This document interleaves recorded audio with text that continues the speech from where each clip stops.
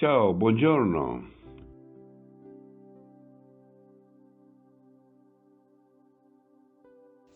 Pensiero del giorno, venerdì 26 settembre.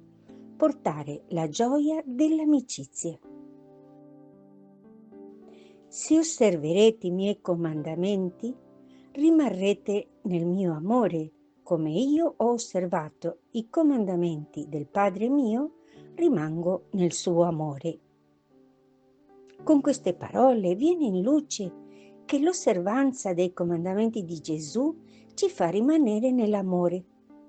Esse richiamano un versetto precedente in cui Gesù dice ai suoi apostoli: «Se mi amate, osserverete i miei comandamenti», ove viene in luce che l'amore per Gesù deve essere il movente, la radice da cui deve partire l'osservanza dei suoi comandamenti.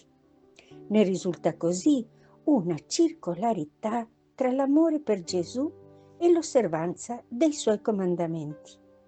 Rimanere dunque nel suo amore. Ma che cosa vuol dire Gesù con questa espressione?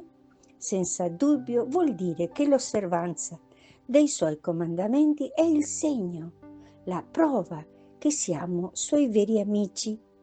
È la condizione perché anche Gesù ci ricambi e ci assicuri la sua amicizia. Ma sembra vuol dire anche un'altra cosa, e cioè che l'osservanza dei suoi comandamenti costruisce in noi quell'amore che è proprio di Gesù. Ci comunica quel modo di amare che noi vediamo in tutta la sua vita terrena. Un amore che faceva di Gesù una cosa sola con il Padre e, nello stesso tempo, lo spingeva ad immedesimarsi ed ad essere una cosa sola con tutti i suoi fratelli, specialmente i più piccoli, i più deboli, i più emarginati. Quello di Gesù era un amore che risana ogni ferita dell'anima e del corpo, donava la pace e la gioia ad ogni cuore, supera ogni divisione ricostruendo la fraternità e l'unità tra tutti. Se metteremo in pratica la sua parola, Gesù vivrà in noi e renderà anche noi strumenti del suo amore. Venerdì 26 settembre. Portare la gioia dell'amicizia.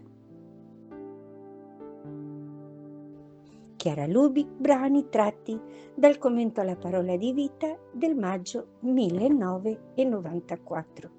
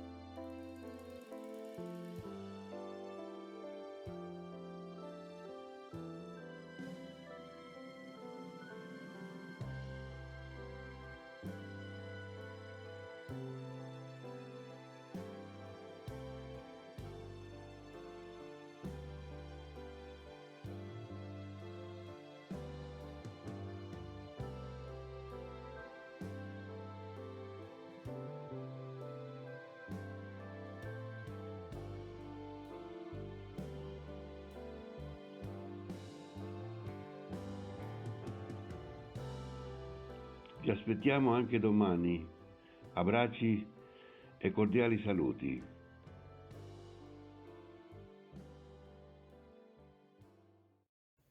Parola di vita, settembre 2025.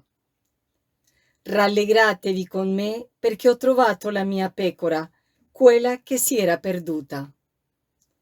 Vangelo secondo Luca, capitolo 15, versetto 6.